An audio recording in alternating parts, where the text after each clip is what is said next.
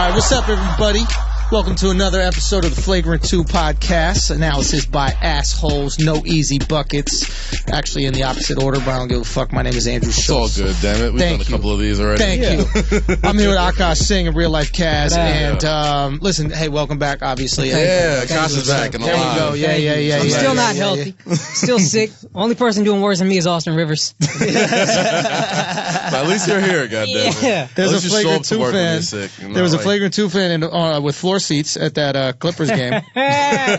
He was getting yelled at home. Yeah, that's what makes it funny. That's the wildest shit. So a guy in the front row, I don't know if he paid thousands of dollars for these seats or he was given these seats. Usually those seats are given, but he was talking shit to Austin Rivers, and Austin stopped the game and he gave him like a talking to. He like warned him. He was like, yo, if you keep talking shit, I'm going to fuck you up.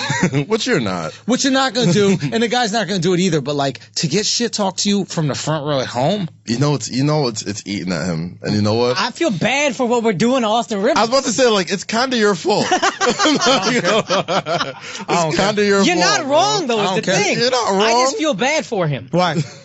Because it's just sad to watch a man fall apart. Yeah, and on top of that, he needs to be broken down and built back up. He has so many layers that he has to deal with. Yeah. Like, it sucks like when you're a highly touted prospect coming out of high school or Duke or any of these prestigious places. Yep. And then not only do you have to play in the NBA and live up to those, but now you have to live up to those while playing for your dad. Yeah. In LA. I think his dad enables him. I think that's an issue. Yeah, look, I feel bad for him for one thing. Mm-hmm. And I think I would feel uncomfortable if I knew all of my colleagues were piping my sister. Now, that's hard to live with. That would be hard to live with, right? He looks like all the guys who are getting head from his sister. If you don't know the image that we're looking at right now, you can go to the YouTube channel, youtube.com/Schultz. This will be 10 times funnier when you watch it. But here's the thing, right? The thing with Austin Rivers, and I don't think we give enough, I don't want to say credit, but think about enough, is that playing for your dad is difficult.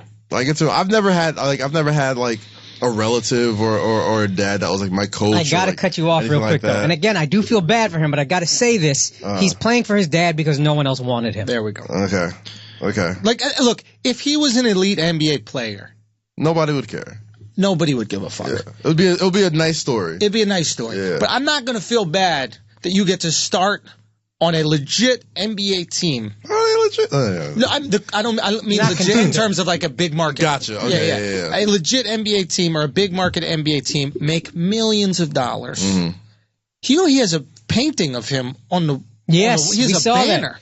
There was a banner of DeAndre, Chris Paul, and Blake Griffin, and then there was one more banner of Austin Rivers. If this was a multiple choice test and the question was which one of these does not fit in this group, it would have been the hardest question on that test. I bet JJ Redick looks at that banner and is like, yo, what the fuck? Yo, seriously. You gotta cry racism. I think Crawford had one, but Redick did not. Even Crawford having one, I question because it's like, you're not even starting. Yes. So there was an issue here. Look, it's clearly he's benefiting from a connection on a team, which is fine. We all benefit from shit. Everybody that has gotten a job because of a friend, an uncle, a coworker. We all get hookups all over the place. Yeah. I would be remiss to say that I haven't in my career. Absolutely. Mm-hmm. That being said, you have to live up to the expectation. Yeah. It still doesn't make it easy though. You know what I mean? Like, what was his expectation coming out of high school? And I think we've spoken about this in an earlier episode, but like, I thought he was like, it's gonna sound fucking blasphemous now, but anybody who's seen his high school highlights will attest to this. He would ball out on He was like a young Kobe. Like he played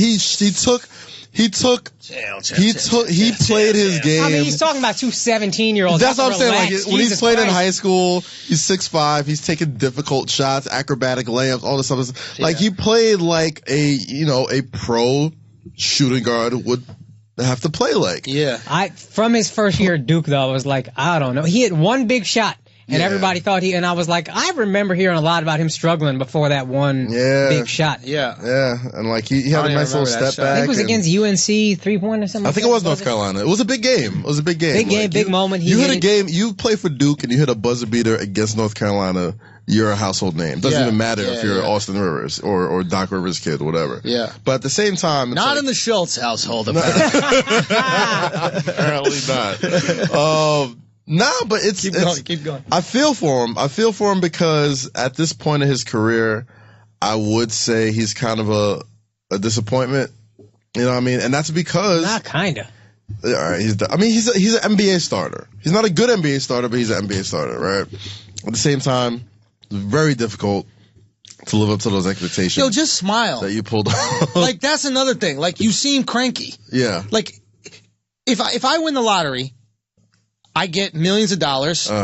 And the one negative thing is I can't be in a bad mood for my life. I can't publicly be in a bad... Because if we see somebody who wins hundreds of millions of dollars in the lottery, and they're walking around just like, ugh, today's the worst. But he worked for it, though. It's different, man. It is different. I'm not... Look, plenty of guys work for it. Yeah. It's not a question, right? We've gone to Summer League. We've seen guys who literally played their entire life. That's the only skill that they have.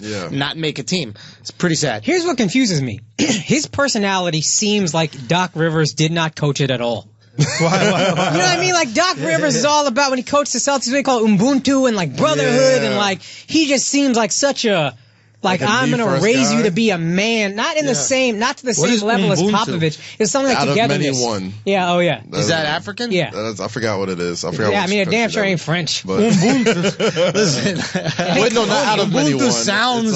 It's something about unity. Somebody's gonna comment this and be like, "Oh, that was wrong, Kaz." You're not really African, bro.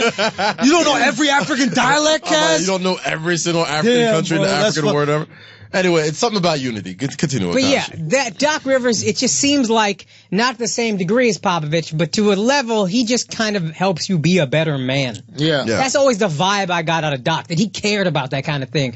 And then from I remember Austin Rivers was 17, wearing like an $800 snakeskin hat and courtside of the game, and something immediately, I was like, something's off. Yeah. And then he went to Duke and he felt mad cocky, and now he went to the Pelicans and flamed out. I thought he might get humble. He's the same level of arrogance. It's like Doc just let him do whatever he wanted. See, you find him arrogant. I don't find him arrogant. I find him... Although he was definitely arrogant. Now I'm saying I just don't see it. Even in high school, they did a documentary on my high school, St. Patrick's, on HBO, and they played his school, Winter Park, and like they interviewed him before the game, before he was about to play St. Patrick's, and he's like, you know, I want to be the best player to ever play the game. Good. Like ever in life. Which is great. You're supposed to have that type of confidence. But the optics of that, when you're this guy whose dad's been in the NBA and is a legendary NBA coach, like, you would think he would know better than to put that target on his own back. You know what's also funny about that? And this might explain if he's angry now. I remember reading an interview with him in high school or freshman year where he said, like, I know everybody knows me as Doc's son, but now I'm going to make my own name. Yeah. And then 4 years later, you are getting coached by your daddy. Yes. I'd be angry. Listen, I'm not upset at him having that mentality. I think that's what you got to have. Everybody should go into anything wanting to be the best. I feel like it's a waste of fucking time. You could get a reality check later on, like maybe he's getting, but like I'm not going to hold you accountable for having dreams. That's a weird thing. I don't know, man. I still think there's something very J.R. Smithish about him. You know what I mean? Even though J.R. Smith had like a better beginning to his career, I'm not. You're not sold I'm not out? all the way. I don't think he's gonna be. I think he's gonna turn it around one day for some reason. I don't know why. Like I think every good. Afraid he's gonna fight us? Because I don't give a fuck. I can fight. I'll fight. Well, all I'm saying is, you know, every good team, every good championship team has always needed that one guy with the irrational confidence, and he has that same type of J.R. Smith. I don't see what you guys are seeing. I'm telling you, dude. I see a guy who lacks confidence. That's what I say. I love irrational confidence. One of my favorite things in the world. Yeah. And I really think JR has it. I wish he had more of it. I think he's going through a time right now where he's not that confident. Because if you are confident, you won't let some schmuck sitting in the front row say one thing to you and then go give him a talking to and tell him you're going to fuck him up. That's not a confident person. I don't think that's lack. I think that's flagrant too. It's Flagrant 2's effect, but like, for example, if I say to the heavyweight champion of the world, now I'm on an island? Now I'm on an island? Okay. Listen, I'm not saying you did this. I'm just saying I feel bad that we did this. I don't feel bad. I don't feel bad. We have an effect on the world. You know what I mean? I'm cool with that, but at the same time, we got to think about what happens when we do see these people. I got to talk to Charlamagne about that. Like, how do you interact with somebody? You got to keep that same energy, man. You have to. For the integrity of the show, you have to fight. I'm not going to go. I'm not going to go up and kiss his feet. I'm just saying, when you meet people that you've talked shit about, you don't go up to them and then continue talking shit. Nah. It's just like, what happens in that moment? It's just it's an awkwardness because either they're going to mention it. Yeah. You're going to mention I have no problem. But and a lot of the times, it's them. That, if they really feel away, they're like, I heard you was talking. Yeah, I heard your show. Yeah, it's like talking shit, whatever. Well, but I have no problem being like, It's at that moment that you got to be like, yes, I did say that. Yes. Yeah. Look at you. Like, the proof's in the pudding. I'm watching it just like millions of other people are watching. Yeah. And it is at that point. I guess I want to know, do I bring it up or do we're not fighting? I'm 34, I have a mortgage. We're not. I'm 5'7". I'm not fighting. You're not fighting for biological reasons. Aka's still gonna have the flu come All-Star game. Yo, I got the flu. Y'all gotta handle this. You're gonna have a SARS mask. He breaks out. But it'll be interesting. It'll be interesting when we start meeting these people that we've talked shit. And if we go to All-Star weekend, we will run into Austin Rivers in the stands. Yeah, All-Star. Yeah, I mean, I'd love to have him on. We could pick his brain about it, see how he feels. I honestly feel like I could coach him through this. There's nothing, I really do believe it, like, there is nothing that gratitude doesn't satisfy. You know what I mean? If you change, it's just, he has a face that's, and I say this as someone who also has that face, I can be off-putting. Yeah. Like, I can. There's certain things I don't put up with well, bro. And I've learned this about myself. Like, incompetence, I don't understand how to deal with it. And I come across very, like, condescending and, like, arrogant when I do it. It's just, I don't know how to deal with incompetence. I haven't learned yet. Yeah. I'm going to figure it out. And that can be very off-putting. He might have an off-putting thing to his face, and we just need to work on it. Just smile a little bit more, like dap up your teammates or something like that. Look excited. Look into being in the game. You know what's funny about Austin Rivers? Austin Rivers kind of carries himself how you think Lonzo Ball would carry himself. Wow. Interesting. You know what I mean? Yeah, because Lonzo's way more... he's the most humble. Yeah.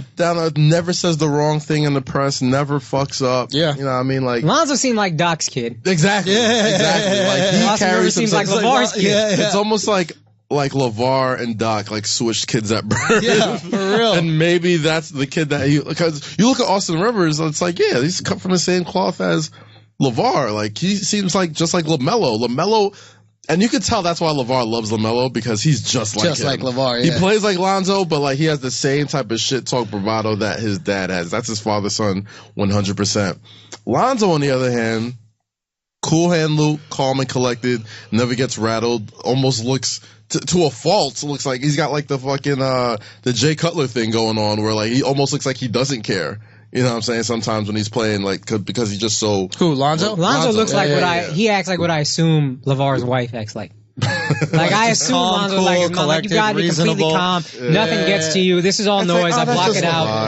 Yeah, exactly. That's just exactly. That's dad. You know what I mean? Lonzo's facial hair and just hair, they look like Magneto's mask. Have you seen the way his face looks now? The way it's like conformed, like arrows. Yeah. And shit. But here's a question: if Lonzo had Austin's numbers this season, it would be a more successful, much more successful year for Lonzo. Shooting wise, yeah. Even points. That's what I'm saying. Shooting wise, points wise.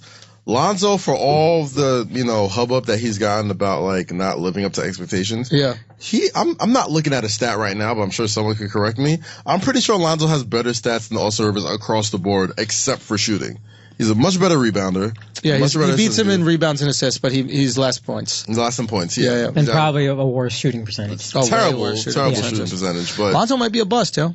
I don't think so, man. It's early. I had him as my rookie of the year. I don't want to believe it, but like you said, there's a confidence is very important in the NBA. Irrational confidence is nice, but you need NBA. Deion Waiters has NBA confidence. Yeah, he is unshakable with his self-esteem. He knows he's going to hit every single shot, even when he doesn't. And right now if he's on the break with LeBron James and Kobe Bryant and he doesn't get the ball, he's legitimately pissed. He's upset. He's like, guys, hello. He got Jordan confidence.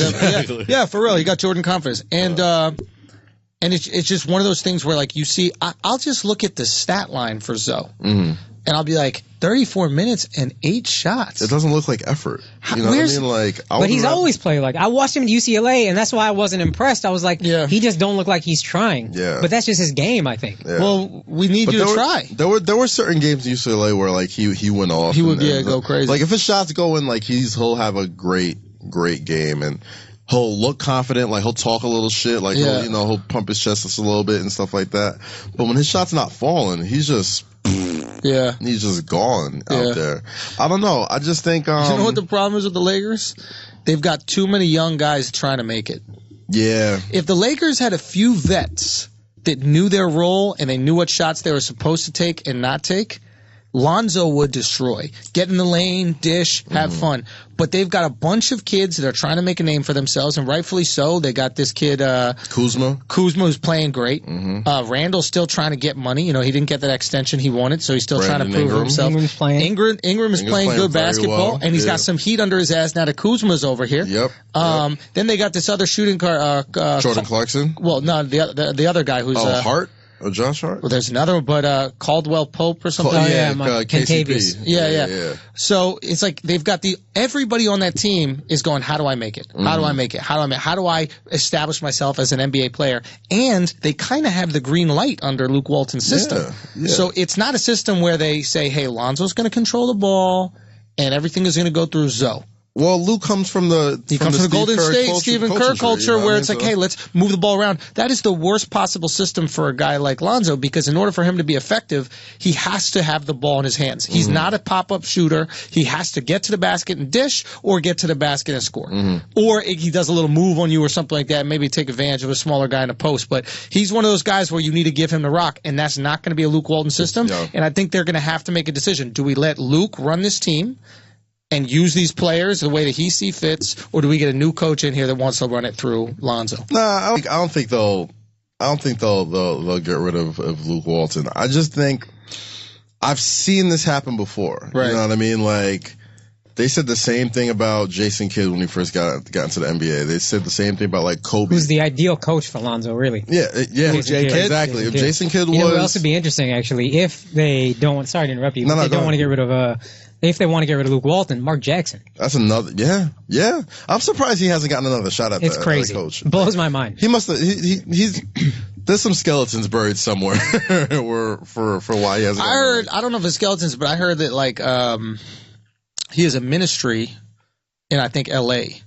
I did hear about that. Church. He didn't want to live in Golden State. He wanted to be able to fly back and do his... That's what he was doing for a while. Yeah, he was doing that. He was coaching the Warriors. He would fly back on the weekends or games on Sundays where he didn't have, games and run that ministry. Yeah, and they were basically like, yo, this is a full-time job. We want you in the city. He tried to fill Jackson in. He tried to fill it, and they didn't think he had the pedigree for it. But I think Mark Jackson would have been a good look, because it's that antiquated style of ball. And it's an old style of ball. It doesn't really work anymore. Yeah. So the question really is this. It's like, does Lonzo have a skill set? And this can bring us into interesting Melo conversation. Yeah. Does Lonzo have a skill set that works in today's NBA? Yeah, he just got to hit shots. He can't shoot for shit. That's the only thing. But that's part of the skill set. So if he can't shoot, does he have a skill set that works in today's NBA? Okay,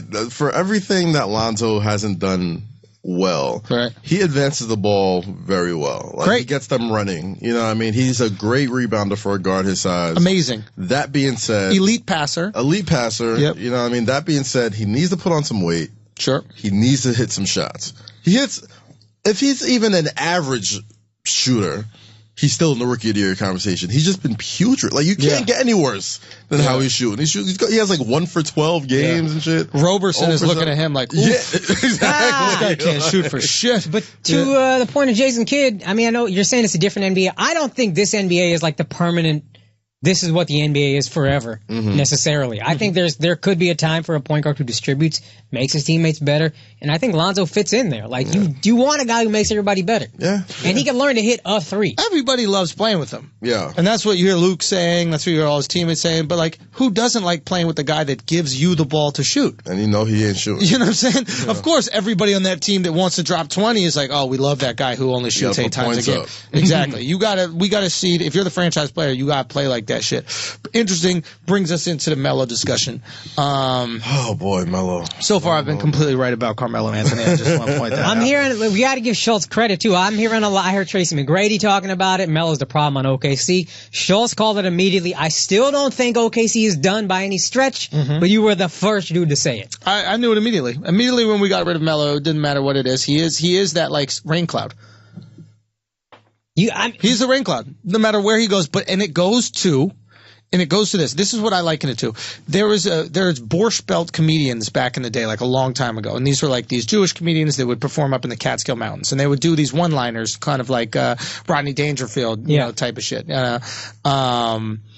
I'm trying to give an example. You know, here's my wife. Take her. Take my wife, please. Take my wife, please, or whatever those lines were. You know what I mean? Like those one-liner. No respect, exactly. No respect. But like those one-liner type of jokes, right? Those people were amazing comedians. Yeah. Then. They had a skill set that made them amazing comedians in that time of comedy. Like, what's the guy's name? Andrew Dice Clay. Okay, that was another time of comedy where that was elite. But, like, even before that, it was this one-liner thing, you know? And what happened is comedy changed. Yeah. And now we have a different expectation of what's funny. And if those guys tried to go up at a comedy show now, we'd be like, all right. I mean, I see what you're doing with that joke like thing. Ironic? Are you doing like, is this meta? Like, are you making fun of that? Like, what's like the hamburger dude, right? Hamburger. Yeah. He's like, why you have a tagline? And everyone's like, what are you doing? Great. Exactly. So it's like we'd be looking at like, oh, this is an antiquated, right? And that's the same thing we're looking at. Melo is like, oh, you're gonna take shots from 6 inches in from the 3-point line for 2 points. Okay, that's. I guess that's what you. I guess people do that. Yeah. In the 90s, we did that. He has an amazing skill set to play basketball in the 80s and 90s. If he was playing in the 80s and 90s, he's given Jordan a run for his money on the right team. Couldn't disagree more. Let me just get the point out. So he's iso ball, he's stop it. That's what we were playing back then. That was the game, and that's how you were, and that's how it functional. There weren't these swing 3s, 4s that could do everything. He could actually guard 4s, maybe back then. No, he'd absolutely be a power forward back then. He could be a power forward, but he had the agility earlier in his career to also guard these 3s, so he wouldn't be constantly mismatched like he is now. You gotta remember, Charles Barkley was like one of the best power forwards in the game. He's only 6'4". No, Charles Barkley was 6'4". No, he's not. 6'4". Look at Charles Barkley was 6'4". Oh, I'm sorry. I thought you were saying Charles Oakley. No, Charles Oakley was 6'4". I think Charles Barkley was 6'6", but the rumor was like he's so short. He's on. I think listed 6'6". He stands next to Jordan, and Jordan has an inch on him. All right. 6'6". 6'6". All right, whatever, it doesn't matter. So, but I guess, but the point being is that like he had this game that was amazingly set up for the game. So when you see him play, you're like, yeah, he's amazing. Yeah. When you see him score, you're like, wow, he's incredibly skilled. When you see him take the last shot of any game, which you want him to do because he's probably the best that does it alive right now, that's ISO basketball. The problem with him is that in order to have him on the floor, you need 2 other defenders that are going to only play defense. So to get 18 points out of Melo, you need Roberson, who's going to give you 0 points. He could be the worst shooter in the history of basketball. And then luckily you have Adams, who's proficient, but he's not going to be a big scorer. Yeah. So it takes 3 guys to get 18 from Melo. And that's because of the way the game is now. You know what I mean? Like I was reading some stat. And it said, when the Phoenix Suns revolutionized, 7 seconds or less. 7 seconds or less, whatever. Shout out to D'Antoni. That was the fastest, whatever. They were putting up 100 points a game. You know who's equivalent to the 7 seconds or less offense now? The fucking Memphis Grizzlies. That's how much, the game has sped up since then. You know what I'm saying? Like if the Memphis Grizzlies play now like they did, if they were like dropped into 2004, 2005, they would be 7 seconds or less. That's how much the game has sped up. Right. You know what I mean? And that's right when Melo got into the league. You know what I mean? Yep. So when he first got in, and it's still, every other team is still playing, slow down, 100-point game is a high scoring game now. So that's what I'm saying. I don't agree that Melo would have been that great because this era of basketball started 5 years ago. No. The Suns started 04-05. Real quick. So it started with the Suns. Yeah. And then Popovich picked it up after that. And once Popovich picked it up after that, the rest of the NBA got on board. Popovich picked it up, but Popovich's first run of championships was with Tim Duncan. Sure. Everything is through him. Yep. 05-06, the Spurs won. 06 or 07-08, the Spurs won, and they weren't playing super fast. Yeah, the Celtics and Lakers. Celtics were defensive. They weren't. Ray Allen, Paul Pierce, Kevin Garnett, they weren't running the ball up and down the court. They weren't doing run and gun. Sure. Yeah. The Lakers who won after that, they were through. I would say last 10 years. Yeah, definitely the last 10 years. I think it shifted toward that, but those teams haven't become dominant until the time I remember that team winning the championship was the Spurs when they beat the Heat. What was the last? And I was having this conversation with Michael Che. Because he's a big Melo fan. He thinks, he just thinks Melo's really good. And that's crazy. He also thinks that I know it's absurd. And he also thinks that white guys don't like Melo, right? Which is like the classic. Like I don't have any reason or logic to back up my argument. So racism. I mean, but that's the thing. Not for nothing. Not to cut off the Michael Che thing. Yeah. Like that was my Knicks goggles for a while when I was watching Melo. Yeah. You know what I mean? I was like, the guy puts up 25 points. Like if you're not watching every day, yeah, you're just seeing this guy work tirelessly to put up points, to put on what it seemed to be a undermanned Knicks team just to make them competitive. Yeah. Right. And now you look at this Knicks team now, where they're hanging in games that they have. When did Melo become Colin Kaepernick? He's too black for me. What the fuck is this? So I was thinking about this. I'm just saying that's how Knicks fans used to defend it. It's like, yo, people just hate on, like when those ESPN rankings would come out and he'd be like 50th in the league, even though he averaged like 20 something a game. And it's like, they're just hating on Melo. They're just because they don't like him because of whatever. Because he plays too black a style of ball. I don't know. I did not know. Mid-range jumpers is a black style basketball.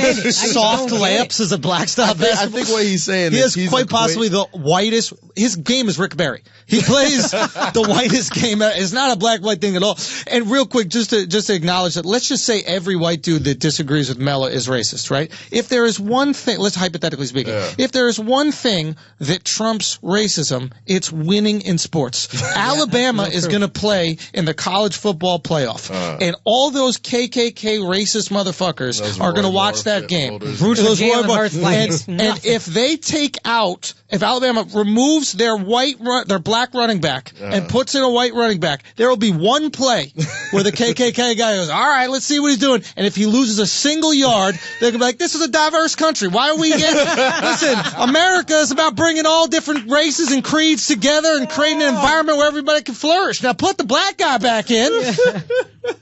Listen, Alabama will hang a white coach if they even dare put a white running back in for this college playoff. Burn Nick Saban at the stake. They will. They'll light his house on fire like it's a church. They'll be like, are you sure you got the right house? Nick, don't you ever put a white man in a running back again. Oh, man. I'm trying. Listen, I've died on the Melo Hill so many years, and it sucks watching them. I think they can figure it out. Okay, I'm losing. You know faith. what actually gives me faith though? Tell me why you think. Well, I just think they have talent. I've seen them play well. They beat the Spurs last night. The Warriors. They handled the Warriors. And you know what? I always injured Warriors, but okay. You know what? I always hearken back to. Believe it or not, is a Knicks team. Mm-hmm. 99-2000, the Knicks team that made it to the finals as the 8th seed. Yep. It was just a bunch of talented, kind of ill-fitting parts. I know it's a different league, but I always think about that team when I think about the Thunder and how they just kind of figured it out in the playoffs. And I remember because I'm a big Reggie Miller fan, they beat the Pacers first round. Or no, conference finals, whatever. They beat the Heat the first round. Heat first round on Houston. Pacers conference finals with Larry Johnson 4-point play. But I always think about that when I think about these Thunder. Like, they could. So I love my Knicks. Mm-hmm. But just to say what happened here, we beat the Heat on a floater, and then we beat the Pacers on a 4-point play. But it was a 6-game series. That was a take. Oh, okay, fair enough. Okay, I thought it was game 7. Regardless, here's my point. My point is not can they figure it out. My point is if they do figure it out, it will take Melo changing how he plays the game. Do you put Yeah. Do you have Melo come off the bench if you're the coach? Yeah. I have Melo go to the bench, and then I have him sit on the bench from the beginning of the game until the end of the game, and then he can get off of the bench. I think that is the best way you win. You have him sit on the bench. The only time he walks on the court is the handshakes. Exactly. You handshake, warm up, hey Melo, warm up, blah, blah. And then if I even hear one of the buttons on his warm-up pants unclasp, if I even hear timeout immediately, someone take Melo to the back. I think he was trying to check himself into the game. There's something going on. Yeah, something going on here. So that's me personally. Would they be better if they brought him off the bench? This is what I would say to Melo. I go, Melo, what do you care more about? Let's have an honest conversation. Scoring 18, 20 a game or starting? Because we can't do both. Mm-hmm. And he goes, I prefer to score 18, 20. Okay, I'm bringing you off the bench. You're going to get 20 minutes a game, and when you're in the game, you just shoot. Don't even think about doing anything but shooting. Yeah. I don't even care if you play defense. I'm going to put guys in there that got your back. That's what they need. A lot of great basketball teams have had those Vinnie Johnsons, those J.R. Smiths, those guys that Jamal Crawfords. That were were stars, Manu Ginobili, that were stars certain years. And those were teams that we need, and not for nothing, you watch the Oklahoma City Thunder, they're super top heavy. They're super top heavy. That starting five, they hang with anybody for the first couple minutes. Mm-hmm. As soon as people start coming off the bench and it's just Russell and a bunch of guys, or Paul George and Melo trying to figure it out with a bunch of guys, it doesn't really work. So I mean, Paul George is a 3-and-D guy. If he's not scoring, he's still effective because he can play defense and make passes or whatever. Melo, he's a pretty decent rebounder. That's about it. Yeah. You know what I mean? And it's you can still do that. You can do more of that if you're surrounded by 4 role players and just do what you did. That's the thing. And then you could stagger them. You could play Russ with Melo, and then you could play PG running point with Melo. Because PG wants to create also. Yeah. But you just can't have, in my personal opinion, if you're going to have Melo play iso ball, it's just not going to work for 40 minutes. Because Melo's an interesting player. He's not a guy. There are certain guys that you can give them the ball after not having him touch it for 3 quarters, and they're automatic. But here's the thing. He's not that guy. I think he needs to touch the ball constantly throughout the game, get his shots up, and be in a rhythm. I don't think he's the guy that can just, out of nowhere, light it on fire. I just kind of think he needs to let go of starting. You know what I mean?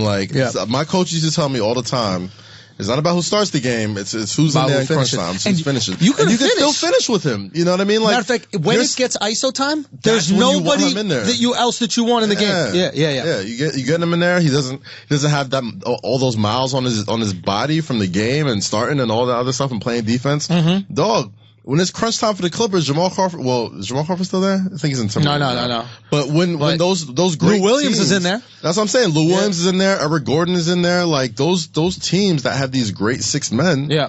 They're still in there in crunch time. Yeah. They're still hitting those game winners. They're still getting it's a vital piece. Super vital, especially if you want to win games. But I guess you got to decide what's more important. All right, let's talk real quick. I want to bring up it's a little bit old, but I want to bring it up because I thought it was interesting. This David Fizdale firing. Everybody made a big deal about this. You saw a bunch of players. Yeah. So David Fizdale. LeBron James made a big. Yeah, that's a good point. That's what I meant to say. So David Fizdale, who's a coach for the Memphis Grizzlies, really I thought was really intriguing coach. I really liked him in news conferences. Whether he was that good a coach, I do not know. But in terms of his personality, it was really nice personality. Mm-hmm. He always had his players back, but especially their point guard, Mike Conley Jr. He would always defend him, say he wasn't getting the calls, and it was a really cool relationship he had with Conley. They lose 8 in a row, he gets fired. And LeBron comes out, he's tweeting, he tweets it out like it was something suspicious. Yeah. He goes, Fizdale just got fired. I got to look into this. What's really going on here? Something like that. Mm-hmm. Couple things going on.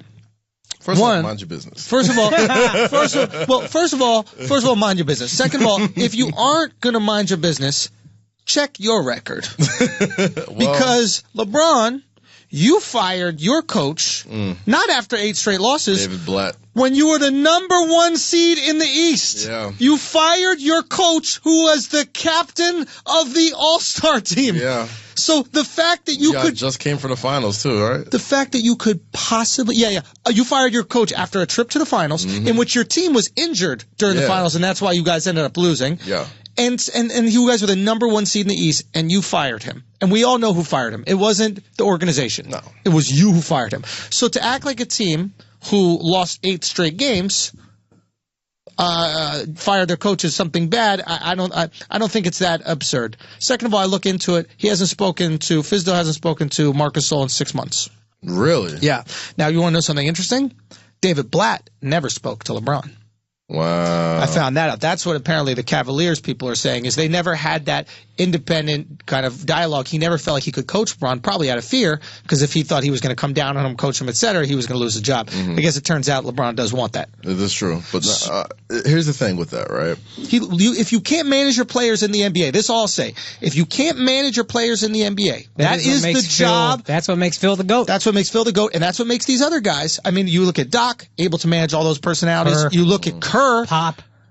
I mean, if you cannot manage your star players, and you saw that tweet that came out by Gasol, if I'm not out in the 4th quarter, that means I'm not wanted. Yeah. Once your star tweets something out like that, it's a wrap. It's a wrap. And that's part of I feel like we're getting overly sensitive about something that's quite obvious. No, I was one of those people, like, it surprised me because, like, with the Fizdale was like one of those, like, star assistants for a while. He was an assistant coach for the Big 3 Heat, so, like, that's why Bron and Wade, like, went to bat for him so quickly. You know? Yes. That's right. So, you know, I could see why, you know, they jumped in there, but it's like, come on. You know what I mean? Like, you cannot have a great star player or a great relationship with your star player. Like, you should be harder on your star player than you are on anybody. What did Pop do to Tim? He was the hardest on Tim. Rode that ass. Hardest on everybody. And that's every great coach I've ever seen has been like that. It's either you ride him the hardest or the guy's just so good that you undercoach him on some, like, Steve Kerr,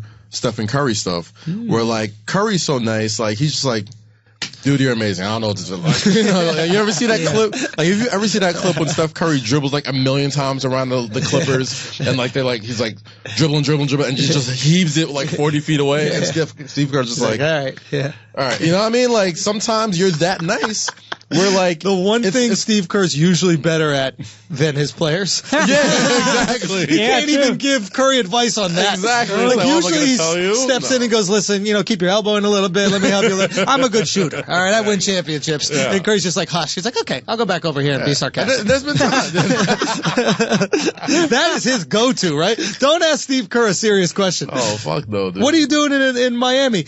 We've been fucking thoughts and fingering bottle waitresses. We got back at 9 a.m. Similar to that, exactly, something like that. He was out here partying real hard. And and like when he's giving out the lineups now, he's like just clipping his fingernails on the press conference. Like, does anybody have a sweeter gig than Steve Kerr? Dude, it's just the best. Like, I'm probably going off subject right here, but let's talk about just like basketball lives, right? Yeah. Not a career, not a stat. He's the punter of the NBA. You know what I mean? Like, you just show up. Exactly. Of the NBA. You just show up, do a little bit. You're not going to get hurt. You're not going to get fired.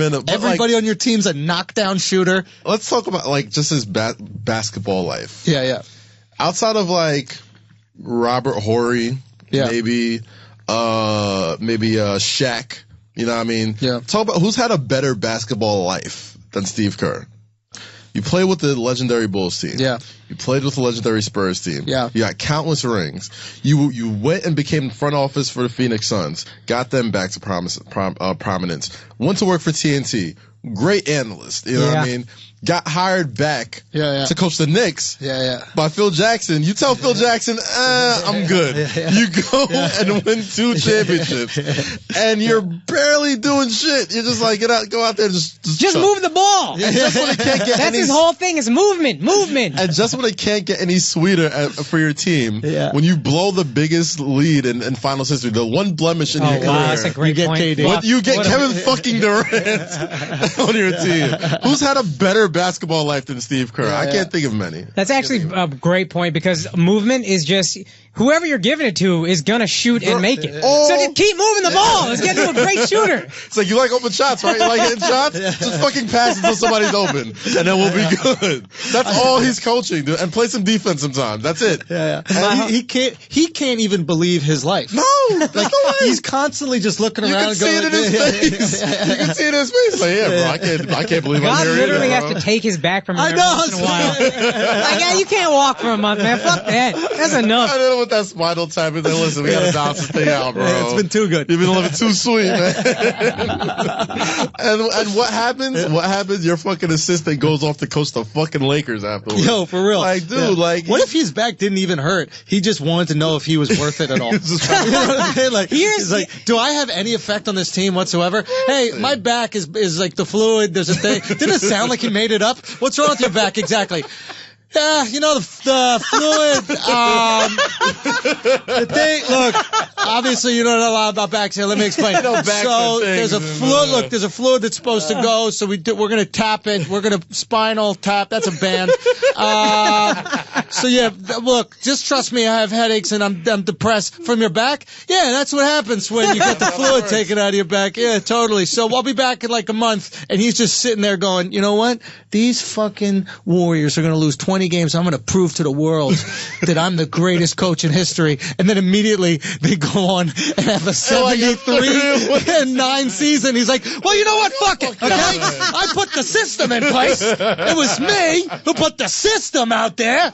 Did anyone coach of the year that year too? Of course he won coach of the year. He won coach of the year. He was like, oh, well, you know, I think it's just kind of go to Luke Walton. He was there for most of the Mark season. Jackson, my homie Peter always said it. Mark Jackson built that team, made everybody better, and then got fired. Steve Curry came in, and here's how easy that job is. Mike Brown was kicking ass. What was he, 10-1 in the finals, coach? In the playoffs. In the playoffs. It was just running running through Western Conference teams. Not like a hot knife through fucking butter. Fucking Brown.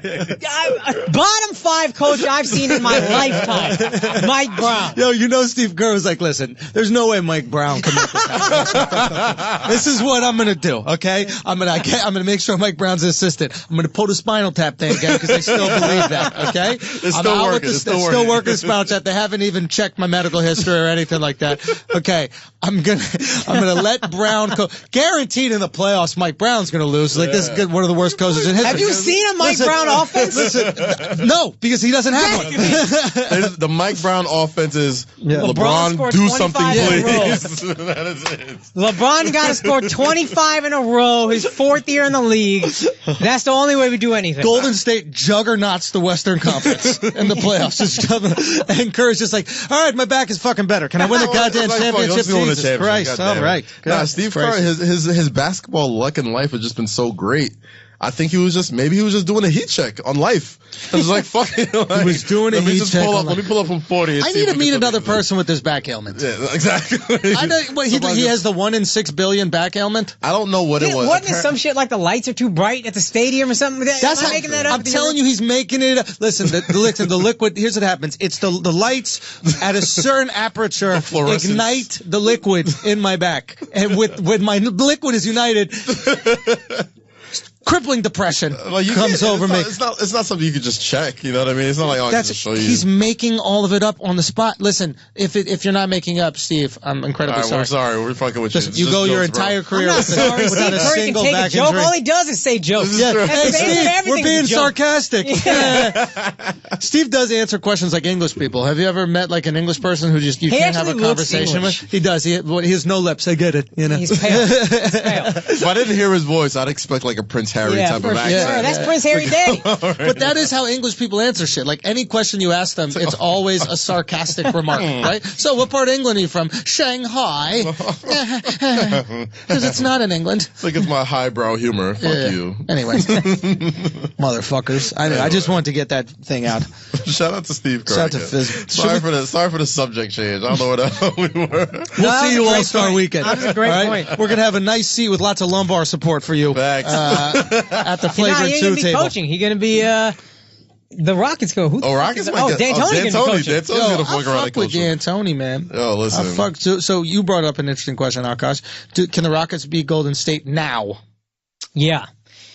In a series? No, just if they play. Yeah, in a series. If they played the series now, the game right now, Rockets have home court. Yeah. Now, that's not to say Golden State's not a good road team, but Golden State at home is a different thing. Mm-hmm. James Harden is, you guys talked about it last week. He's the guy who should be MVP. None of us want him to be MVP. He should be MVP. Right. Should be it. Chris Paul is fitting in just fine. Yeah. Well, I think we all owe an apology to Chris Paul. We were dead fucking wrong about that. Let me say one thing. Yeah. Because no other sports podcast or sports show will do this. We were wrong. We were wrong. We were wrong. And that is some shit that all they do every single day. You see Stephen A. Smith, flagrant hot. You see Skip Bayless, flagrant hot take, and then it's wrong, and then they never talk about it again. We blistered Chris Paul, and it turns out we fucked up. We were wrong. That was on us. We were wrong. It wasn't Chris. We know who it was. We know who it was. The Kardashians. Okay, but I say all that to say, you don't think they can beat him, or you think they can? I don't think so. Why? Because all this is doing, this season is showing that Chris Paul is who he's always been. He's an excellent, prototypical NBA all-star point guard. He's still him. Regular season beast, right? Ooh. In the playoffs, not so much. But here's the thing. This is the difference. He has, I guess James Harden is kind of an unproven playoff commodity, but he has a guy who can help with the scoring load. Yeah. So Chris Paul, by his very nature, does not want to be your alpha scorer. Yeah. He wants to be your alpha ball controller. He wants to, run the defensive schemes. He wants to run all alpha that kind of voice, shit. Alpha voice. Leader. Yeah. He wants all that shit. And I can see him starting to try to chip away at Harden's alpha, which I think is bad. They did it was a little friendly competition. With the half court, but there was a friendly half court competition. You have some insider info on this? No. Continue. All I'm saying is, I think we're on the same page. Okay, so I think Chris Paul is a natural alpha. Yeah. He cannot help it. Michael Jordan is a natural alpha. If he's playing ping pong, he got to beat you. If he's playing baseball, he got to beat you. It is in his core. And James Harden, there was a little post game where he called him a midget. He goes, the midget was back, so it's good to have him back, whatever like that. He did not laugh. And Chris Paul ain't like that shit, and he came back at him with some cute stuff. It wasn't that big, but he did not like it. And after this recent game, there's a clip on House of Highlights. Shout out to Omar. Shout out to Omar, my boy. And it's of Chris Paul and James Harden having a half-court shot contest. And Chris Paul gets them, and they're just bet $100. But I think it's part of this complete organic subconscious process to let James Harden know, hey, I'm an alpha. I don't know that James Harden cares if he can still be alpha scorer. Wait, what? I don't know that James Harden, I think he might be willing to relinquish, like, all right, you're the leader, you're the guy who talks the most. Sure. Yeah. I get the ball, I score. Yeah.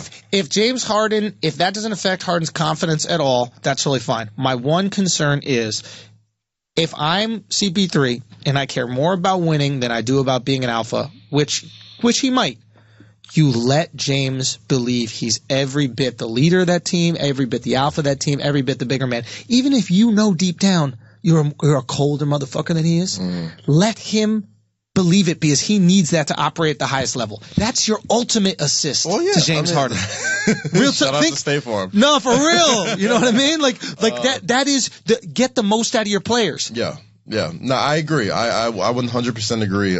Just watching them, I started to see it like once they played the Knicks, because like we never beat the Rockets, but like I was watching them and just seeing Chris Paul. He came off the bench that game too, right? And just kind of seeing how Chris Paul just like completely takes over any lineup he's in. You know what I mean? Even if James Harden's in the game with him, and they didn't play a whole lot together. They kind of like, went back and forth with like leading the team, whatever. But the thing with James Harden is that his usage rate is so high that not only is this only going to make Chris Paul's numbers more gaudy than they probably should be, because this is D'Antoni's running fun and gun system. Yeah. But gaudy is good or bad? Big. It means big. I mean, it swells. You know what I mean? My thing with this is that I think Chris Paul had to kind of play his position. I've been to the buildings that the Gaudi, I imagine that's in Barcelona. Like that's has nothing to do with it. Oh, okay. No, I think it's in the South they say Gaudi. I mean, maybe it's a Southern thing. We say Gaudi. Oh, I thought it was big Gaudi numbers. Like you're putting on like 30, 40, 50. Right. Exactly. I thought it was based off of Gaudi, which is this Spanish artist who made these like. There's a big park. Oh, we get it. You're white. You speak Spanish. Shut up, Jesus Christ, dog. We get it. You're cultured. Well, what I was trying to say was before you guys assume that is that I've been to the buildings that this guy made, and I don't even know how that word is used in English. So I was trying to say that I wasn't cultured. That was a very subtle flex, though. I'm not going to front. I appreciate it. That was a very expensive trip that you just talked about. But I respect it. Anyway, I was saying all that to say Thank you, Larry and Sandra Schultz for holding your boy down. Go on. So I was saying all that to say, Chris Paul kind of didn't really have a choice. He didn't really have a choice but to, like, if he came in there, and especially with all the baggage that came from leaving the Clippers and like the clashing with the coach and Blake and all these other people, if he came into this Rockets team that really didn't really need him, you know what I mean, that were already a 55+1 team, have an MVP player, and says, no, I'm the man, then like, the fuck you're not. No, this is James' team. You know what I mean? Yeah. You're just the point guard. You're not the man here. You're not the primary ball handler. If shit's going left, we're giving it to James. Facts. You know what I mean? So I think Chris Paul just kind of had to play his position. He's playing it much better than we all thought we would. Let's hope it stays, you know. That being said, I still don't think they beat the Warriors. Why? They're just too deep. They're absolutely too deep. I kind of think we're falling into that lull, that false sense of like the regular season where, you know, they've been to 3 straight finals. Yeah. They're human. They're not going to take 4 straight finals. About to be 4 straight finals, probably. Yeah. Like they can't take a Tuesday in New Orleans as serious as New Orleans is taking them. Oh, they do not. They don't care about this season. They care about this season like my dad cares about my mom's complaints. It's like you hear it. She be hearing that minimal attention and forgetting it immediately after. Right. Yeah. You know, and that's what they are right now. I mean, you know. The Warriors are a team that I have never seen that just kind of turn it. The Cavs are talking about having that switch last year. Yeah. The Warriors absolutely have that switch. They literally have to play 8 minutes of basketball to beat you. That's right. You see them go down big, and they're like, "Okay, we'll play." Like, all right, boom, and then they'll go on like a 40-0 run. It's like when you play a girl. Like, you let her get a few points or something like that. You only shoot from, like, way beyond the 3-point line. Don't use your offhand. Yeah, you only shoot lefty, and then she gets, like, 4 or 5 points, and you're like, all right, let me squash this bitch real quick before she gets attitude. Yeah. I'm going to take a little sidebar. Speaking of playing a girl. Sidebar. Shanae Agumake. Yeah. Of the we Connecticut needed you to say Sun. that Nigerian ass name. That's my fellow Nigerian. Shout out to her. And, there we go. You know, Ubuntu. We don't promote. So for those of you who've been following Flagrant 2 on social media this past week, Shanae Agumake, WNBA All-Star, Connecticut Sun, she has answered the challenge. Let me say this. I don't know that Schultz will win. I will say this. The Connecticut Sun sounds like a newspaper nobody reads. I'm not touching that. But it does kind of sound like a newspaper. I'm not going to. So, look, first of all, she accepted the challenge and then immediately backed out of it. Did you see that? She didn't back out. I'm booked that weekend. There's no layup tutorial that you need to be at. Stop it, okay? There's no stretching class or some shit so you don't tear your ACL like every other female athlete. Oh, yeah. She did tear her Achilles. Of course she tore her. Your bodies are built for cooking. They're not built for crossovers. They're not built for in and outs. They're not built for fillet. They're built to literally fillet. You fucking fillet a fish, fillet a fucking piece of meat or something like that, but they're not built for filleting in that lane. Not that skip through the. I understand that. That being said, I'm putting money up. Wow. On who? Not on you, bro. Fam, why would you want to lose your money? She is a professional, bro. Bruh, okay, I've seen her play multiple times. Let me ask you a question. If there's a midget professional basketball league, are you going to choose the midget or are you going to choose me? If the midget could ball, yes. Son, yes. Stop it. Sorry, dog. I'm swatting every shot. First off, she's taller than you. That's one. I didn't know this shit was taller than me. That's what I'm saying.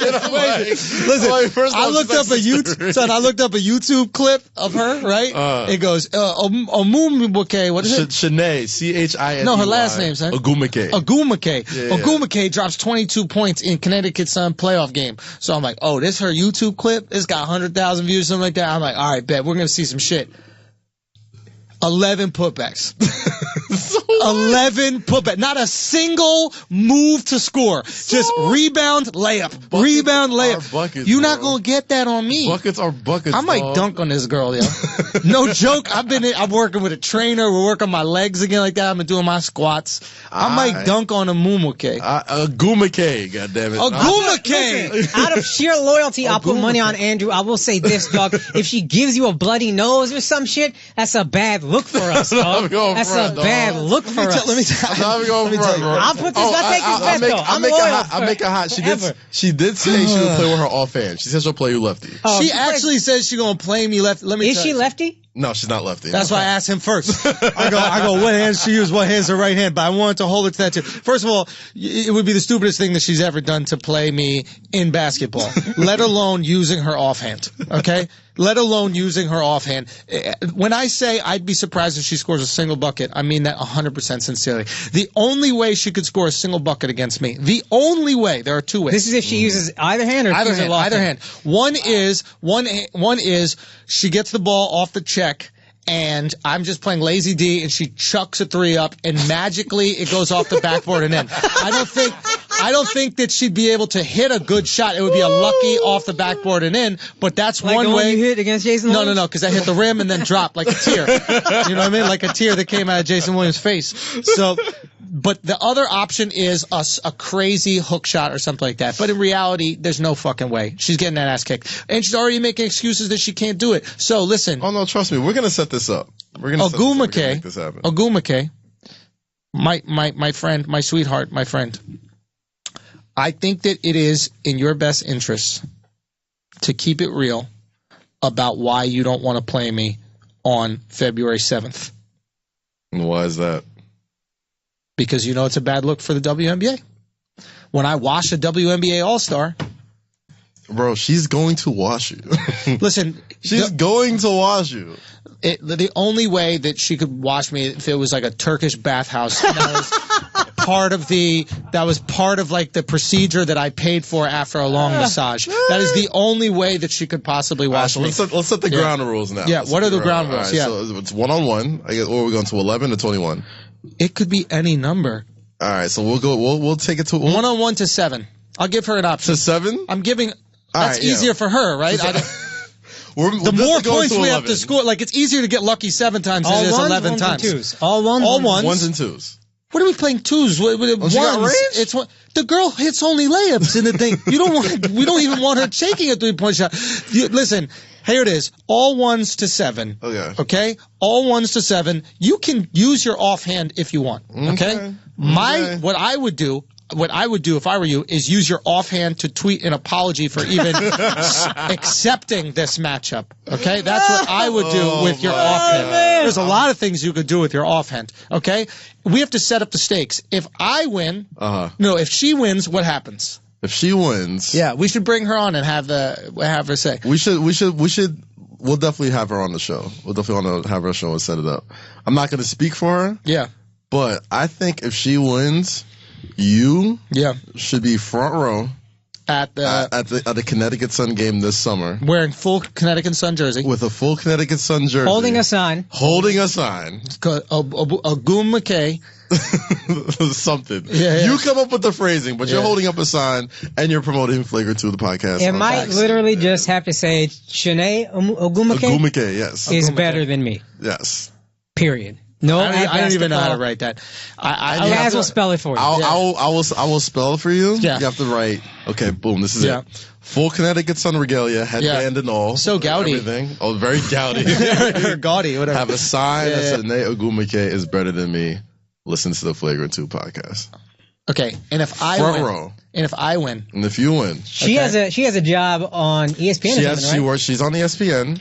They just announced she has a new podcast out on Undefeated. Okay, we don't care about the podcast. Nobody's listening to that shit. But yeah, she has ESPN. The WNBA podcast. Why am I listening to that? Fam, we see the WNBA TV ratings. It's a WNBA podcast. That shit's gonna do low ass complex numbers. It's gonna be a WNBA. Might as well give it to a porn star. Brandon might listen to that shit. Fuck out of here. Okay. Oh my god. All right, so if you win, what happens? If I win, If I win, I get to play her entire team one-on-one, one after another, and we videotape it for the Flagrant 2 podcast. Well, like King of the Mountain? I mean, King of the Court? What's the point of that? What's the point of that? Why would you want to play her war? You already beat the All-Star. Yeah, she's the All-Star of the squad. I'm Thanos. I want my stones, bro. I want my Infinity Stones. I'm taking out the Avengers, yo.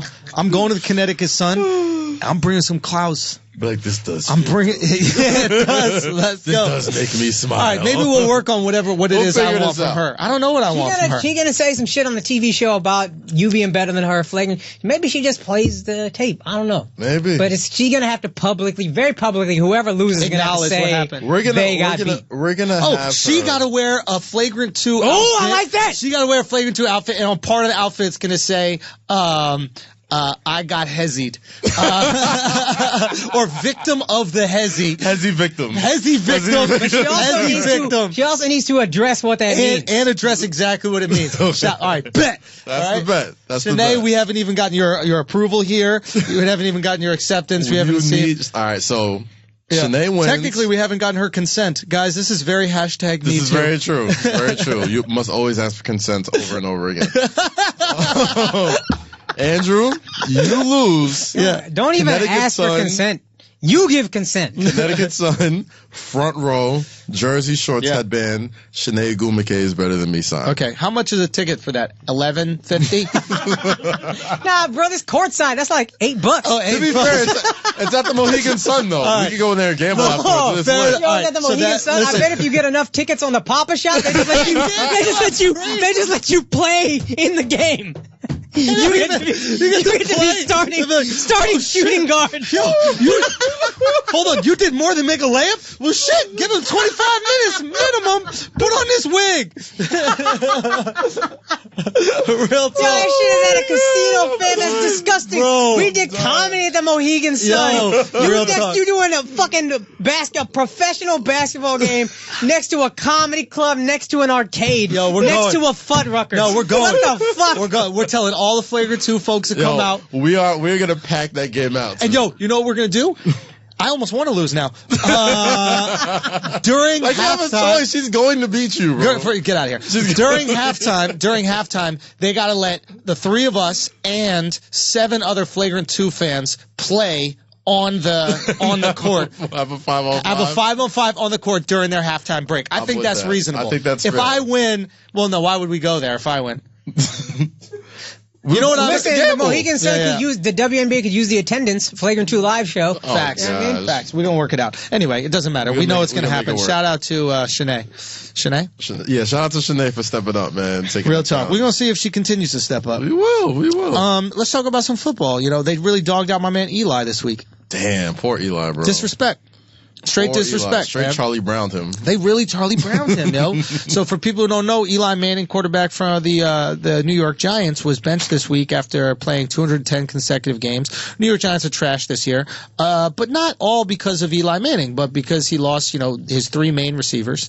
And Coach Ben McAdoo, who has now been fired, decided to sit him for Geno Smith and some other quarterbacks because they said that they needed to look at their backups and see where they were going to go in the future. Davis Webb is the other guy's name. Was it Webb? Okay. Yeah, so I think what bothers me in fairness, I don't think this is necessarily better, but they offered Eli, hey, we will let you start so you can keep your streak going. Yes, that's true. Good point. And then we're going to put in Geno Smith. And to Eli's credit, he was like, that's phony. Just sit me. Because it's not a real streak. There's an asterisk there. Exactly. You're letting me start half the game and then looking at these other guys. Now, I think what bothers me the most about this is they didn't keep it real, and I understand why they didn't keep it real, but I think what they really did is they realized that Sterling Shepard is his name? Sterling Shepard came back this week, who is a Giants receiver. He was on the boat with them, and he's a good receiver. I wouldn't say elite, but he's a good second receiver. He's a great second receiver, and he's the best receiver that they've had on the team now. Yeah, if you don't count Ingram. But Ingram's a tight end, right? Yeah.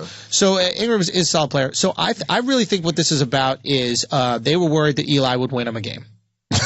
I really honestly believe it. They knew that Shepard's coming back this week, and you bench him before Shepard comes back because now he finally has a target, and he could fuck up and win a game, and winning a game makes you lose out on the, what is it? Is it Josh Rosen? Josh Rosen or Saquon Barkley. Or Saquon Barkley. There's a few people in the draft, but they basically want somebody big. Quarterback. There's a few of them, right? Here's the one issue I have with that. Yeah. If you're Jerry Reese, the GM of the Giants, you have to have a lot of faith in your job security that you're not going to get fired at the end of the season to say, okay, let's tank so we can get a good pick and then we have a good team. Right. And he was always, from what I understand, kind of on and off the hot seat the last few years. Yeah. So for him to do that and Bob McAdoo to do that, that's balls. Yeah. That's a lot of faith in your job security. Yeah. I mean, I think McAdoo is like, look, there's no way I can make the playoffs. We're playing for next year. I think that was his look at it. He's like, if they wanted to fire me because of a losing season, they would have done it earlier. I mean, there's nothing we can do. So maybe I am going to stick around. And they put it out. And apparently the owner, Mara is the owner, said that had he known about it, it wouldn't have gone down that way. He knew about it. But I think that's him trying to protect himself and like be friends with He also Manning. said he wouldn't ever fire anybody midseason, and he just fired Bob McAdoo today. Right. But he's trying to protect his relationship with Manning because I think he wants Manning to come back next year. Even if they get one of these elite young quarterbacks, he's like, listen, hang out for a year. Let us school these quarterbacks, and then they can take it over. Manning is out, and you know where he's going? Jacksonville. Yep. And I'll tell you something. Jacksonville's already... It's going to be Peyton all over. No, but think about it. It's going to be Peyton all over. You already have an elite running back. Leonard Fournette. The defense is amazing. You have an elite corner. This guy, Jalen Ramsey is the sass god. The sass god. Let's go. He will lock you up and sass the fuck whole out time. of you. Whole time. It's not a game. So you have everything going on, but Blake Bortles is trash. Yes. And then all of a sudden you have Tom Coughlin's favorite quarterback. Because Tom loves Eli. Why wouldn't you go get Kirk Cousins? Kirk is free. The 49ers, where everybody thought he was going, traded for Garoppolo. You want to know why? Kirk's not proven to me, man. One, you could argue that Kirk's not proven, but also... Kirk is just younger Eli to me. Yeah, but Tom, I think there's something I'm learning from the Patriots, which is, in football, buying into a system is more important than... Talent. As long as you have a good amount of talent, and this is what Belichick does. He goes, this guy's got a good amount of talent, but I know for a fact he's going to do whatever the fuck we tell him to do. This guy's got elite talent, but he's going to be an issue. Danny Get the fuck Woodhead. out of here. Yeah. With Danny Amendola, any white guy under 5'9". There's literally a beeper goes off on Belichick's phone when a white guy.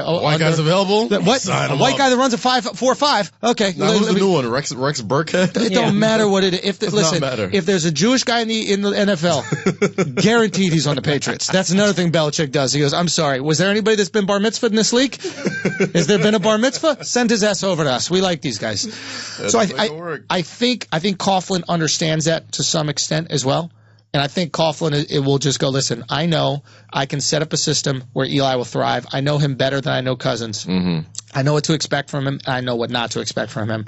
He'll give me everything. And he's reliable. He's not going to get injured. Yeah. Let's cook. Yeah. So I got complicated feelings toward Eli because I'm a Cowboy fan. Sure. And everybody would say he wasn't good, but I always feared Eli. After that first Super Bowl, after that I said I'd never count them out again. 2011, they were doing horribly, just like they were in 2007. Yeah. And I was telling everybody, I still fear the Giants. I want to see them get eliminated so they don't win another one, whatever. Everybody kept saying I was crazy. He did it again. But in the last 2 years, you haven't seen that version of Eli since 2011. We're going on 6 years now, and now he's old, of not seeing the Eli who can turn it on in the playoffs, don't give a fuck, shut out all the noise. He's different than Peyton. When you said he could do the same thing Peyton did, him and Peyton are polar opposites to me, in that Peyton is constantly seeming to think about everything. Yeah. So he can dissect the fuck out of a defense. Sure. He can 80 touchdowns in the regular season, then the playoffs, he starts thinking.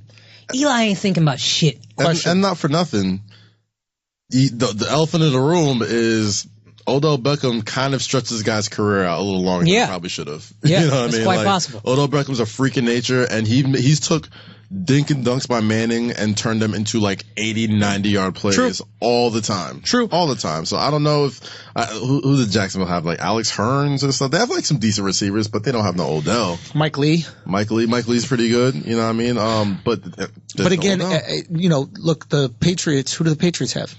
They have Tom Brady.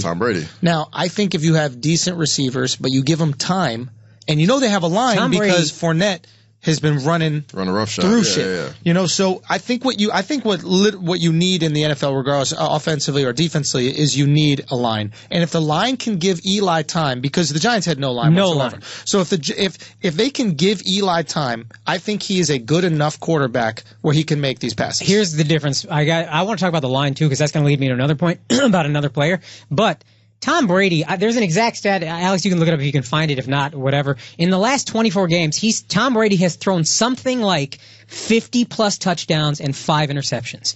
That's fucking astronomical numbers at age 40. Eli ain't never done that. You're comparing Eli to the greatest football player ever, according to most people. I wasn't comparing Eli. Peyton to Tom Brady? No, I was comparing. You're saying the system. I'm saying Tom Brady is I was just saying the talent of wide receivers isn't that important. Well, Tom Brady's also. I'm saying it's different because Tom Brady's the greatest football player ever. Sure. All I'm saying is like, if Tom Brady is so elite at what he does, his wide receivers don't need to be that elite. And what I'm saying is, if you increase the eliteness of wide receivers, you could decrease the eliteness of Tom Brady. So all you have to do is just keep on tweaking with those. You're saying the offensive line will be better, so he'll be better. Exactly. And the receivers will be better than what Tom Brady had. All I'm saying is I think game managers can win you Super Bowls. We've seen it happen before. If the defense is strong, a game manager can win. And Eli Manning at this stage of his career can, at the very minimum, game manage. But he just throws so many dumb interceptions. That's always been the knock against. The knock against Eli has always been interceptions. Eli always will throw you a shitty interception. Eli will sleepwalk through the first 2.5 quarters of a game and turn into Joe fucking Montana in the fourth quarter. I've seen it countless times. Like, he will have a dumbass interception in the first quarter. He'll get it out the way.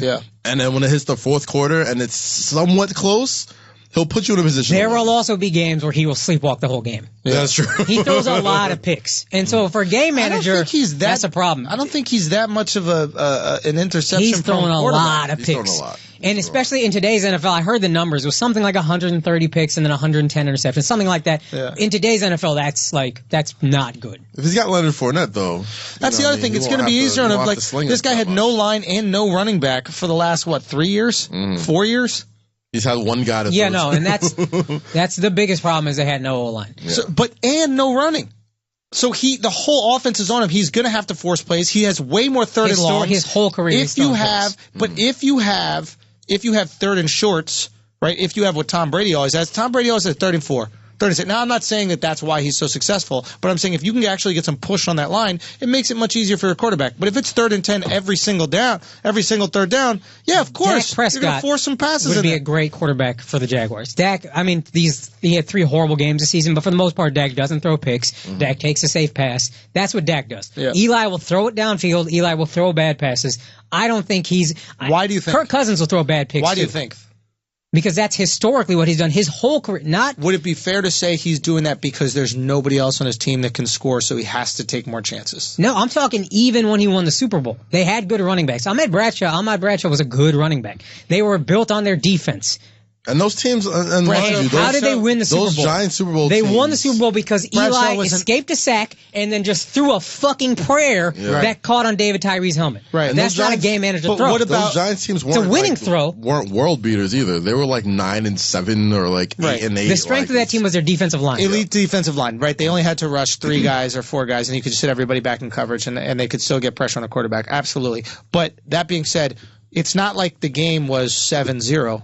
They had to score to get there in the first place, right? So he had to put points up on the board, and he made elite throws there. I'm not saying that Eli is the most elite quarterback of whatever, and I'm also saying when we talk about how many interceptions he throws, we're comparing him to other Super Bowl category quarterbacks. Like you can't compare a Manning with Blake Bortles. You compare Manning to Brady, Rodgers, Peyton, and these other people who have Super Bowls. So naturally, he's going to be the worst of that upper echelon. But he's still talked about there. He's still got you, too. He's talked about because he caught fire twice in historic fashion. Yeah. And I don't take that away from him. I don't think that he's a fluke. Yeah. But the last time he caught fire was 6 years ago. But he also got you there. He And also now he's got you enough 30. wins to I'll get put there. it like this. I'll put it like this, right? Like he didn't just throw all interceptions and then they by accident got into the playoffs. They were the 5th seed and I think the 4th seed. So they weren't world beaters like Cass said. They weren't world beaters. Winning and records. At the same time, okay, boom. Look at your NFL playoff picture right now. You wouldn't take Eli Manning over Brett Hundley? I'm just saying Alex Smith? There's another free agent quarterback, potentially two. No, but let's go through this. This is an interesting talk. Would you take him over Brett Hundley? Yes. Yeah. Alex Smith? Yes. Yeah. Who else? Who's in the Derek Carr? The Raiders aren't looking. I don't know that I take him over Alex Smith. Alex Smith lost 6 out of 7. I'm taking him over Alex. Eli Manning 2-9, fam. What are we talking about? Yeah, but Alex, what's his face? Who's Jacoby Brissett from the Colts? Oh, the Colts. Yeah, I take him over. God, Tom Savage. I take him over. Like we are in a super deprived era of quarterbacks right now because of injuries, and like everybody's gone down except for like your Brady's, your Prescott's. Yeah, and I don't think Eli's bad. I'm just saying if I'm take him over Dax. Or Dak. Over Dak? Yeah. 0 chance I take him over Dak. What has Dak done?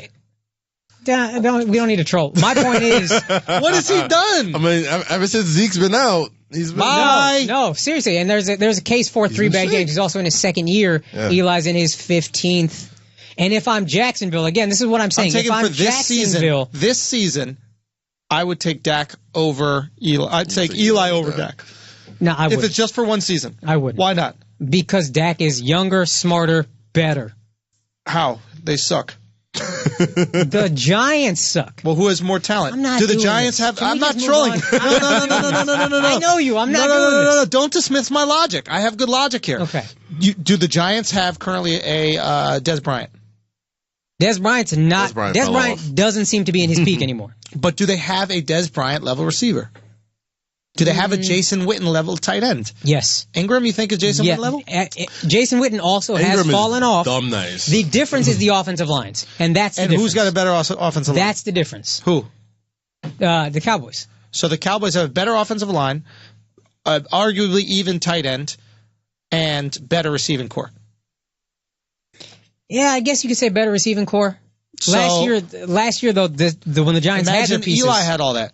No, he's had that. He's had good lines. And he won Super Bowls. Yeah, okay, fair enough. I can see you trolling. I'm just saying, how many Super Bowls Dak win? Can we please just move on? How many Super Bowls? Yes, Dak has a nice shape up every Sunday, but that don't mean that he's a good quarterback. He's got a decent shape up at best. He's got a good shape up every Sunday. He can also afford to fix the tooth. But the point is... Is there a chipped tooth? Yeah, he got a chipped tooth. From a fight, because he's a G, and his teammates love him. He fought with his teammates. You know who doesn't have a chipped tooth? Underbite Manning? Yeah, it's only underbite when he's getting serious. You can't see his top row. Wait, does he really have an underbite? Yeah, dog. That's why he seems dumb. Get rid of him. But this is what about bad offensive lines destroying quarterbacks. This is something I wanted to say. I want to say it 2 weeks ago. Forgot, then got sick last week, and I thought everybody was going to be saying it this week. How the fuck are we not talking about Russell Wilson as MVP? Oh. On top of that, I had a fire take yesterday. Yeah. And I tweeted about that's along your same lines. And I don't think people are ready to hear it. Go. I think Russell Wilson is the greatest black quarterback of all time. Okay. Wait, hold on. Who's the competition, though? Look at the competition. Look at the resume. All this guy has done since he's gotten in the NFL is win football games. He has a Super Bowl under his belt already. And to this point, this is what I was going to bring up. The Seattle Seahawks right now are in the playoff hunt. Their offense, they had a good running game yesterday, I think, but their lead back, he's their leading rusher. Yeah. He is obviously their quarterback. Yeah. The offensive line is trash. They traded for Dwayne Brown, who's helped a little bit. Right. But even that's going to take continuity, and line's going to take a while to gel. This kid Davis is playing well. I think he had a good game, but up until yesterday, Russell Wilson, I heard the stat, was their leading rusher. Yeah. Watching him play is miraculous. How he eludes sacks, how he creates any kind of winning play, and their defense isn't what it used to be. Yeah, Legion of Boom is done. Legion of Boom is gone. No Cam Chancellor, no Richard Sherman. Okay, so let's talk about this because this is interesting. He's absolutely at the top of my MVP candidate. Russell Wilson, I think it's very reasonable to say that he could potentially be this year's MVP. Mm-hmm. He personally is extending the length of plays and giving his team an option or an opportunity to further the ball just with his feet. Like we see the offensive line collapse, and we see him, bootleg. We see him just run around and extend these. He's plays. Michael Vick behind the pocket. Absolutely, or behind the line. Yeah, that's a great way of looking at it. Yeah, because where Vick would break, he stays back and he still looks, and then Baldwin is thriving off of it. Yeah. Think about it, and incredibly elite at throwing on the move. Yeah. Like very accurate. Like he has like some Brett Favre, Steve Young shit going on with the scrambling and just keeping plays alive all the time. So I love giving him credit because credit is due. And what's interesting is his coach has been saying it the whole time, but he just hasn't been given the credit. We've been giving the defense the credit the whole time. Here's a question: Is Richard Sherman and Cam Chancellor that good, or is the system that good? Because neither of them are there last week or yesterday. And they shut down that Philadelphia Eagles offense. Carson Wentz is so fucking good, by the way. Jesus fire. Christ. He's good, but they shut him down. Yeah, they did. Shut him down. They shut him down, and this offense has been on fire. Yeah, but I'll answer that with this, man. Okay.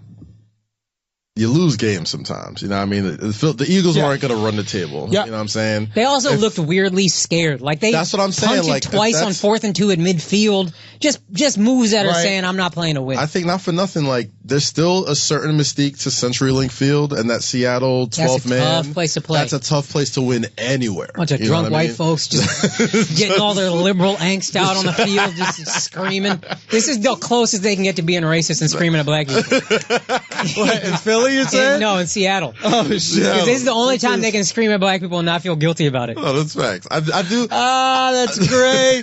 That's great. They're the most liberal, progressive people in the world. Then every Sunday they just scream. They just let it all out. That is so great. We're holding it all week. God. Oh, just words that sound like racial words, but they're not. Legion of, not coon, doom. It's the Legion, what is it? Boom. It's the Legion of boom, right? One letter off. Not exactly what I want to say. Right? Yeah. We're not being racist. Okay, everybody. Our quarterback is black. Yeah. I'm going to be racist if my favorite quarterback is a black guy. That's great. Oh man. No, that's right. I don't think fucking sneaky ass racist liberals. What else do they have going on up there? This a is bunch of Al Frankens up there. There really is. There really are. Yeah. Oh, you're so progressive. You care about women until they fall asleep. You fucking pervert. Oh my God. This is so interesting. What other sayings do we have? They're the 12th man. The 12th man. You know what else is 12 people? A jury. You racist motherfuckers. You racist motherfuckers, because the justice system is corrupt. That's why you love being the 12th man, huh? Don't you? Oh my God. So you can put black people in prisons, you racist. Washingtonians or whatever you call yourselves. Well, I was saying on Twitter yesterday. Yes. And I said, Russell Wilson might be the greatest black quarterback ever. It might not even be might. We just don't give him that credit because he's a nerd. Yeah, he's a dork. That's why Sherman and him got beef. Yeah, that's why he didn't really fuck with Marshawn like that. Like, he wasn't invited to the wedding and none of that stuff. But like, you hit the nail on the head. I don't think it's a might. Like, whose resume stacks up to his? It's not. I don't know. I can't think of anyone who's close at the moment. I thought Vic, no chance. Randall Cunningham, no chance. I got a lot of Warren Moon yesterday. Warren Moon was great. I don't know. Did Warren Moon win a Super Bowl? Warren Moon's a Hall of Famer, never won a Super Bowl. Yeah, and he got into the league like super late. And Warren Moon was great. Okay. Fantastic player. I'm taking Russell over Cam Newton. Yeah. I'm taking Russell over. And I hate saying that because I loved Cam Newton for the longest. I'm a Cam fan. He's better than McNabb. Donovan might have been the most overrated quarterback in history. Overrated? If you look at his numbers, apparently his numbers were absolutely abysmal, but he kept making it to the championship game. Yeah, he kept making but it he had some MVP years, no? My understanding, and Colin Cowherd put out a piece about it because he was making the argument that Andy Reid was a phenomenal coach, and he took this quarterback with incredibly low QBR to the what's it called, championship game. 4, I think it was. 4. Yeah. Anyway, but okay, so we have nobody else there to compete. I mean, who else is Colin Kaepernick at one point? That's right. I mean? Way better than Kaepernick. Yeah. I mean, Russell Wilson is to me. So what's the issue? Why is he not black enough? I don't think he's not black. And the funny thing is, like, I had bots tweeting me like, he's only 63% black with like screenshots of his Wikipedia page. I'm like, I don't give a fuck, dude. Like, he's a black guy. But what happened to what is it? What was the 1% rule or something? Yeah, there was like some 1% rule with your blood or something like that. 1% black, you black. Yeah. Is that 1/16? That was it. Oh yeah, he's 63%. He passes with flying colors. Yeah. All I'm saying for the 1800s, he's black. Exactly. Not only is he's tough as nails too. He got fucking concussed like 2 weeks ago. Yeah, dude. He was playing with a high ankle sprain, which in football puts you out 6 to 8 weeks. Yeah. He was playing with that all last year with a terrible offensive line. And most importantly, all of you guys that don't think that he's black enough, he married a black woman. Yes, very black eventually. woman. All you eventually. He got around. Listen, he extended the play of life. That's like how he always does. He was just extending the play like he always does. He was gonna get there eventually. You know. He had to get that white devil out of his system. But he didn't have kids with the white wife, did he? No. He waited to have sex with Sierra and then impregnated her immediately. Yeah. And not only that, not only is he fathering Sierra's kids, Future's kids as well. And he's taking in other black kids who don't have a father figure in their life. My man is real life Cosby. No, for nothing. He might be the blackest quarterback. When it's all said and done, it's like, what's more black than that? He got a rapper's kid in his house, an R&B singer. He's an NFL player. White women, like, he's everything we strive to be. Wow. How is he not? Yo, we gotta have a conversation with Richard Sherman. You know what I mean? It's like, maybe something wrong with y'all, Legion of Boom. Maybe I should hang out with him more. Wow. Maybe. He got a Beats deal now. Don't you got a Beats sponsorship? No, I think he's Bose. Bose. No, That's it's so Bose. funny. It's His Bose. sponsorships are so funny. Yeah. Bose is funny instead of Beats. Bose some nerdy ass shit. Also, Doug, he's sponsored by an airline, first of all. Second of all, it's Alaskan Airlines. Oh, yeah. He's flying in to fuck the Eskimo chicks, the snow bunnies. He goes, which airline got the most white bitches? He's got those weird, like, Kobe endorsements that Kobe used to have. And, like, he was sponsored by, like, Nutella and, like, just Turkish Airlines and all these weird stuff. But, like, he'll go overseas. Kobe did have soccer endorsements when Kobe and Messi had an Emirates commercial together. Yeah, that's what it was. It was the Emirates. They had the Emirates Airlines. And, like, it was shot, like, super, like, grainy. Like, they shot it, like, overseas. Like, you'll only see it, like, if you go to, like, Thailand and shit. And no matter what the commercial was, Kobe had to speak his second language. It's like, we get it, Kobe. We get it, bro. You speak Italian. Yeah, it'd be the most random Pepsi commercial, and then out of nowhere, some girl goes, "Parla italiano?" And then Kobe's like, "Claro que parla italiano." Drink Pepsi. It's like, all right, we get it, bro. Oh, God. Fucking Gaudi or whatever it is. It's a Gaudi episode. You gaudy ass person, you. Okay, Tiger back. Yes. Let's go. Goat back. So Tiger got this spinal fusion surgery, which I don't know if you guys. Steve Curry's waiting to get. Right. It's a lot of back surgery talk. There's a lot of back surgery talk today. Right. Exactly. Now, I don't know if you guys know this, but I looked up spinal fusion surgery, and basically what they do is they fuse your dick and white women again, and that's how you get back to winning golf tournaments. Bitch, let's go. Bottle bitches getting this. Tiger dick, hey! Bottle bitches getting this. Tiger dick, hey! He's back. They're great. Let's make it happen. Said whatever it is ready to go again. What is in the water, bro? Bro, he was tied for second. I think after the second round, right? I think in the third round he fucked up. What, who, Tiger? Yeah, was it 2 years off or 3 years off? I forget. I don't know how many years off it is, but I know that there's a lot of waitresses at Tao that are happy. And they can't wait till they come back for a nice tournament out in Long Island or something like that. But he's back and he's balling. Wait, didn't he fall off after the first 2 rounds though? Didn't he kind of fall back? Yeah, I think after the third one he was, up 3 or some shit like that. But he showed signs. Yeah. For the first. I didn't like Tiger for the longest. Yeah. On some Russell Wilson shit. I was just like, he's corny. I don't like him. He's a nerd. Right. He seemed arrogant. He don't seem anything to want to do with his minority side. Yeah. Fuck that. And now, that was just such a fall from grace, man. I think everybody's rooting for him again. Yeah. Like, we've seen him take his licks. You make a great point, okay? But this shows how fucked up we are. When someone is a pinnacle of an example of a great person, husband, and athlete, we look at them, look at this fucking cornball. This piece of, what is he, faithful to his wife? What is he wears salmon-colored shirts? What does he speak eloquently? What is this stupid shit? We hate him. And the second we find out that he's an alcoholic, pill-popping philanderer, we're like, this Tiger guy, look, he's won us, ain't he? Come on, Tiger, I think he can win again. In fairness, I didn't root for him to win until just now. Now I'm like, all right. And this is fucked up on our You need to be in a relationship. You need to be in a relationship where you had some moments like, I think my girl might hit me with a golf club. I really think she's angry enough to hit me with a motherfucking golf club. If I don't drive away drunk, I'm going to get my ass beat. No, I think this is actually a different point that's fucked up about it. Is we need to see you, as the general public, we need to see you have your comeuppance. Yeah. We need to see you get punished for whatever the fuck. Yeah. And then it's like, all right, he's fine. Why do we need that shit? I don't know what it is, but that's what it makes us feel better as people. Because we ain't shit. I felt like justice was served. I'll never be as good at anything as Tiger Woods was once at golf. On his worst day. On his worst day. And a lot of people probably feel the same way. So it's like, God, it kind of, it brings him down to earth a little bit. And we just like seeing that, man. We're terrible people all on the inside. We don't like everybody just being just super successful, super wealthy. The fucking, you're the once in a generation talent of a sport that banned people like you for most of its existence. Like, we should be celebrating that. We're just like, no, fuck that. You know what I mean? Fuck golf. Fuck Tiger Woods. It wasn't until like he fell off that we're just like, all right. Yeah. I also read that piece. Did you read that piece? I think Wright Thompson wrote it about Tiger and his father. It's a fucking great article. If anybody's got time, it's about Tiger after his dad died.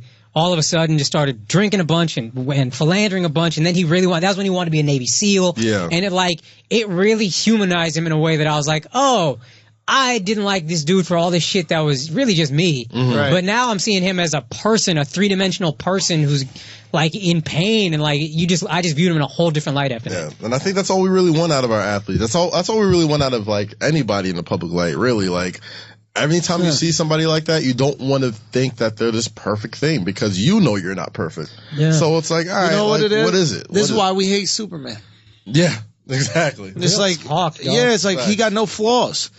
This is why we love Logan. We love Wolverine. Yeah. He's all flaws. Batman, all flawed. Like, we like to see him get lumped up, beat up. You know, we need. Parents died, fam. Yo, I was thinking about what it takes. We were talking about Wester Bros. Check out Wester Bros, by the way, the Wester Bros podcast. But we were talking about it, and it's like, you gotta, like, we hate rich people. Think about what Batman has to do to be likable. He got to save the world every day to be a likable billionaire, right? And then you look at Bill Gates. This motherfucker is like, I got to cure malaria, and then we're like, all right, fine, you're not that bad. You know what I mean? Like if for a poor person, if they open a door for you, you go, oh, what a fucking sweetheart of a guy. Yeah, not me. Them homeless people holding the door. I didn't say homeless. I did not say homeless because I know that's a hustle when they open the door. They expect a tip. But when you got just a nice regular broke guy opens the door. Regular broke opens the door. Like, oh, thanks, bro. I appreciate it. Yeah, that's a nice guy. Open the door. A billionaire opens the door for you. That's the least you could do after all the money I'm paying you for fucking Microsoft over all these years. Oh, man. I don't know. Tiger's fucking back. I guess he's back then. Good for Tiger, bro. All right, so why don't we talk about how Derrick Rose could be the bad luck cloud that Melo is. For Cleveland? He gets injured, he goes down, Cleveland wins 11 straight. Yeah. He says, I might want to walk away from the team. And what is Cleveland's reaction? Your health is what's most important to you guys. You know what it is? It's when you're trying to break up with your girl, and then she's like, this just isn't working for me. Like, oh, baby, look, you got your life to live. You got to live your life. Why don't you travel? Maybe if you travel, you can figure something beautiful out there, and we'll go to Greece. That's literally. That's how they treated Derrick Rose. They just said, Stella, get your groove back. I mean, here's the thing with that. I think they kind of saw that even the little bit of what Derrick Rose had left in New York was not going to be enough. You know what I mean? Not going to be enough to get past Cleveland. Right. You know what I mean? Like, and I think that's what they thought they were going to get, especially if Isaiah Thomas comes back and is everything that he was when he left Boston. So it's just kind of like, all right, what do we do with this guy? Like, you know, if he wants to retire and he's already injured, you know what I mean? We're already, and at that time before he got injured, they were like, what, like 7-9 or something? They were below 500. They weren't playing good basketball, whatever. And now that they're playing good basketball, I mean, I don't think they're terrible people. I think as people, they do really want Derrick Rose to be all right because it's fucked up what's happened to him as far they're as friends. Like, I think you know they're friendly with him. They're friendly, but you know, as you know, when it comes to basketball, as far as like winning games and championships, like, could you trust him? You know what I mean? Like this is the second time in a year, 2 years he's done this, and it's kind of zipped off or whatever. But at the same time, yeah, you like him as a person. You understand what he's been through. Like, he's been an MVP. He's had one of the most tragic, like, kind of career arcs that, you know, we've seen in a while. So you don't want to come off like an asshole. Right. And be like, oh, well, you know, fuck him, cut him, trade him, whatever. Yeah. You know what I'm saying? Like, you want to see him supportive. He took a massive pay cut to come to Cleveland. He knows this is his last chance to prove himself that, like, I could still be a viable NBA player in this, you know, league or whatever, or win a championship and somehow validate me or whatever. Yeah. And they're just not sure. Not sure. And even if they were sure, him just dipping off for a couple weeks didn't help the case at all. Not at all. You know what I mean? So it's like,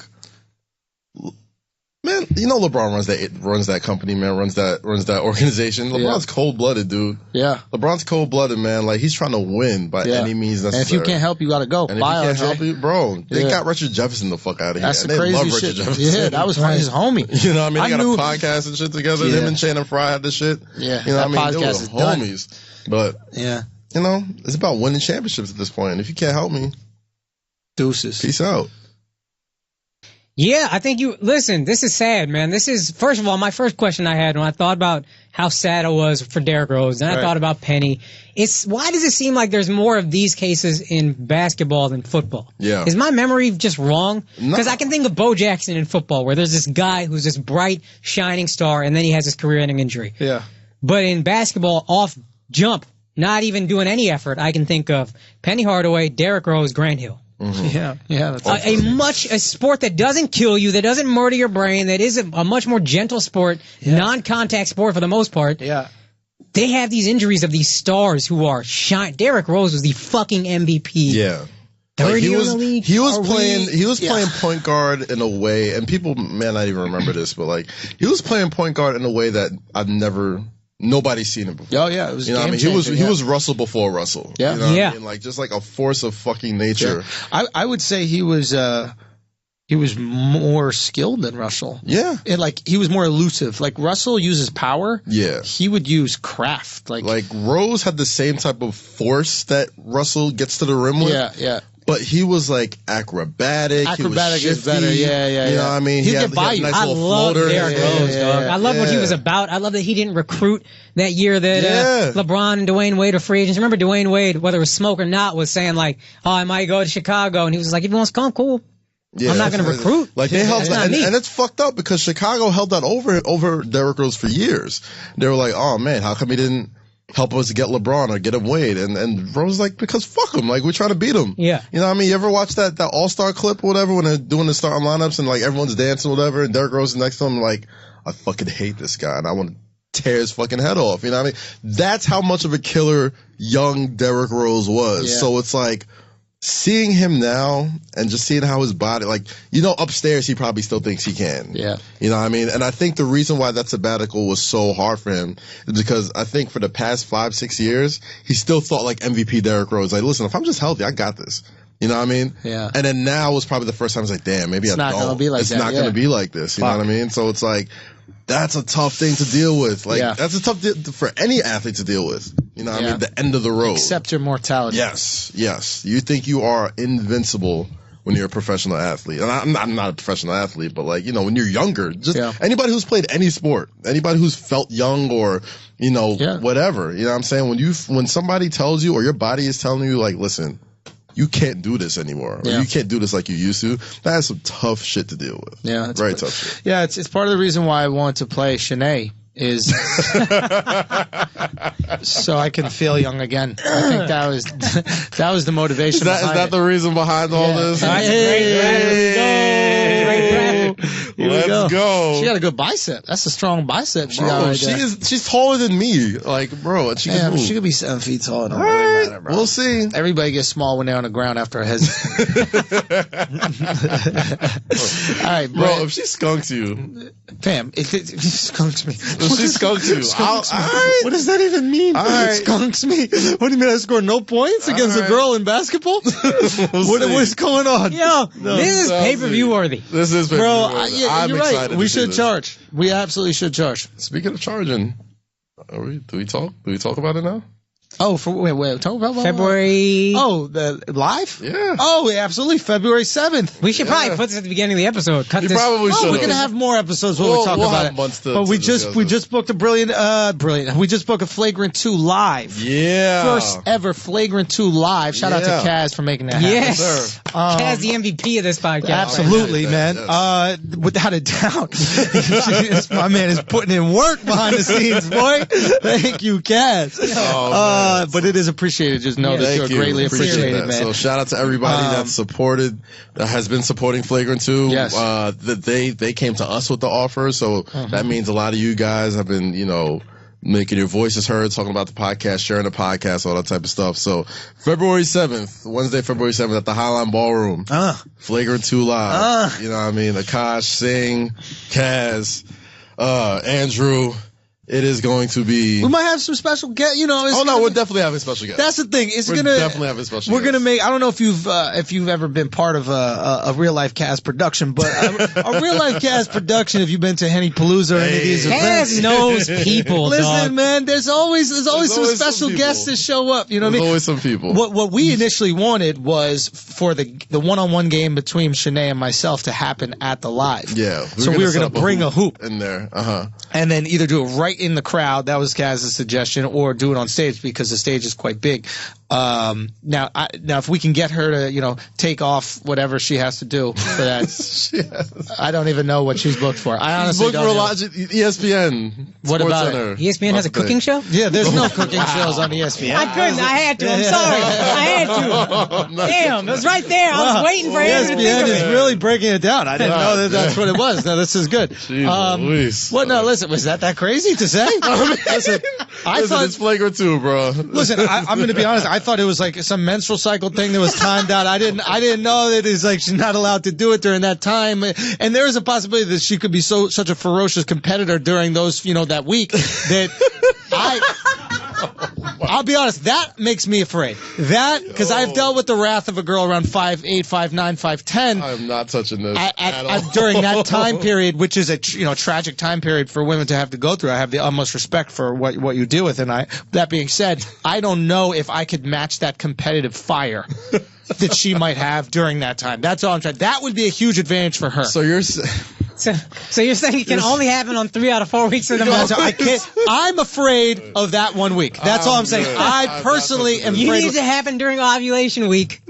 I need ovulation. Ovulation. I have a huge advantage because she's going to be playing against me. She's going to smell my hormones, pheromones, whatever that's called. I went to public school, so she's going to smell my pheromones, whatever like that, and that might make her have some sort of attraction. That would be uncomfortable, obviously, for her. So we have to time it in between ovulation and menstruation. I think that would be the most fair for me. Obviously, she wants. Cass just tapped out of this conversation. Oh no, I'm not touching this one. I've already caught shit from my girlfriend. She's like, he's so misogynistic. Jesus Christ. I'm like, what I'm saying is, I have the utmost respect for what women have to go through, and the fact that you could even put up with that on a just walking around your regular day. I can imagine what that would add to the competitive fire of a basketball game. I think it's a huge advantage that she would have over me, and I don't think it's fair. Frankly, I don't think it's fair. I'm not fucking touching that. Point is, we're not doing how I massaged that shit, how I turned it from a negative to a positive. Let's go. I've been in this game for a minute. Point is, we're not going to do the game February 7th. Because we don't know. Maybe we can get Shanae off of whatever she has to do. Maybe we can ask ESPN for an exception. We will set up this game. It should be on ESPN Real Talk. We will figure a way out. I know a better place where it could be. That's true. We won't say just yet. We won't say just yet. But yeah, we will absolutely make this one-on-one thing happen. If it's not a place that we can have fans come, we will tape it and we will release it on Andrew's YouTube page. And fuck that. This is not free content. I'm not giving this away for free. I would pay to host this. I would pay to get in, and I'm a host. All right, well, maybe we try to get a sponsor to put some money behind it. You know what I mean? So. I think that'd be good. Listen. Maybe Betty Crocker will put some money up.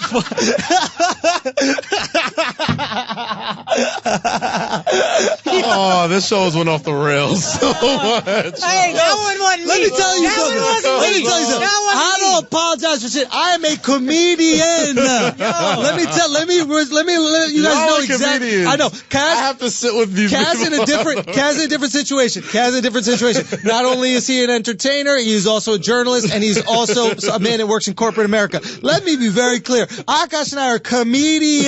And let me be clear. We make jokes about things, and we will not let this PC social justice warrior nonsense influence our comedianness. Let me be clear. I did not say Betty Crocker. I would have said Kotex. The fuck I would have said, motherfucker, what you talking about? Apologies will be tweeted at some point. Let me tell you something. Listen, if you're listening to this right now and you're getting all sensitive about it like that, that's nothing to do with how sensitive they get when they're on their period. So why don't you have a little respect and decency and empathy for what women have to go through once every how many times does it happen? Once every month. Once every 28 days. Lunar cycle. You got it, bro. You got it. All right, so that's what we do. One thing we refuse to have happen on this podcast is to disrespect women. So if you listen to Flagrant 2, we will respect women to the utmost. For real. Absolutely. No bullshit. Absolutely. Shout out to women, yo. And for real, and one day when women get the right to vote, I'm gonna make sure that I'm there supporting them. I don't know when it's gonna happen. It should have been happening if it was up to me. But once they get that right, I'm gonna be there to Kaz. I'm gonna be there for them 100%. And I can read the comments already. Bro. It is what it is, man. Yo, man, maybe fuck sponsors. Like, you know what I mean? Like, whatever. I cut off the rails now. Even I pulled back. I was like, hold on. I said we were comedians. Every time I think we're getting back on the road, Akash like, wait a minute. How much more fun is this, though? Huh? Come on. We're independent out here. Listen. All I'm trying to say is if you think shit is wild when the whole internet can hear us, just imagine how wild it's going to be when we're in a room with 400 people and that's the only ones that are going to know. That's going to be Flagrant 2 live. Yeah. Okay? That's going to be the most flagrant. Kaz got to watch his mouth here because everybody can hear it and it's recorded. All right? You don't got to watch his mouth Flagrant 2 live February 7th. Let me tell you something. We can see real Kaz as long as his girlfriend not invited. We can hear real Kaz. That's it. We want real life Kaz, not girlfriend, boyfriend life Kaz. Give her some WNBA tickets or something. Yo, she can go watch the WNBA weather team versus another weather team. It's always weather, right? The Chicago winds versus. Yo, why did they name the WNBA teams after Captain Planet characters, right? The fucking Phoenix Heart, San Antonio Earth, Chicago Fire, I hate y'all. New York Water. Oh, fuck. Oh, my God. My head hurts, dude. You know what happens? Oh man, this is just crazy. Man. Look, listen, they got male birth control coming out, so maybe we could get that sponsor. Oh, for sure.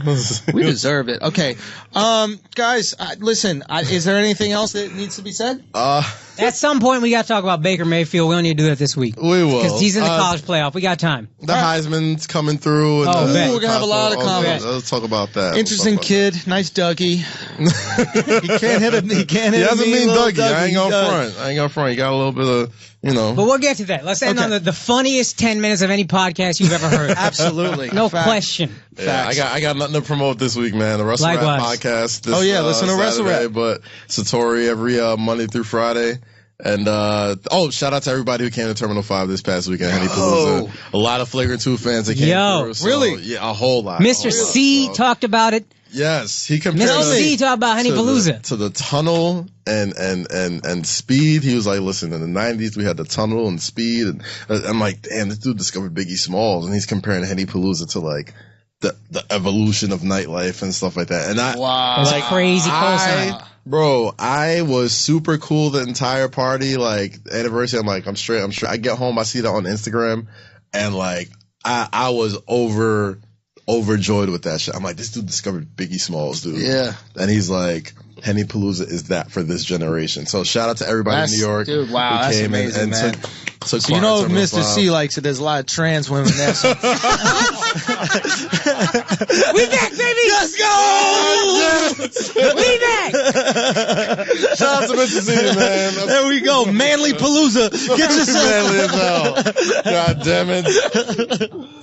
Good guys here, Devin. Yo, no, that's absolutely incredible, man. I don't think people realize that aren't from New York how big the venue that you guys had it at was. That's 4,000 plus. That's like the venue. We're talking about tiers and shit. There's some dope pictures. Check out your Instagram, Real Life Cast, and you can see all the pictures and shit. And not just the size of it, but like the name means something. Yeah. Terminal 5 got cachet to it. That's a historic place. Yeah, like I was standing there, I'm like, I watched Jay-Z perform here. I watched Drake perform here. I watched 2 Chainz perform here. And now I'm on stage getting drunk with my friends like some idiots. I was like, wow, this is insane. That's the realness. Shout out to everybody who came. Flagrant 2 live show. Thanks to my mom for taking care of me. Every Indian doctor that I called that helped me while I was sick. Hopefully y'all can figure out exactly what the fuck is wrong before this live show. Yeah, I would hate to die before this happens. We kind of need you for this. Yo, yeah, don't be playing around getting sick before our live shit. Just don't die, bro. We need you for this live show, bro. What's it called? I got some shows coming up. You can find out at theandrewschultz.com. And I'm going to be this weekend in Hasbrook Heights, New Jersey. I don't even know where that is. I think it's kind of close to the city, though. I think it's like Hasbrook Heights. Yeah, I think it's like right across the water. But I'm going to be there Friday and Saturday doing shows at Bananas Comedy Club, and that'll be the 8th and 9th of December. Then the 11th through the 13th of January, I'm going to be in Rochester, New York at the Carlson.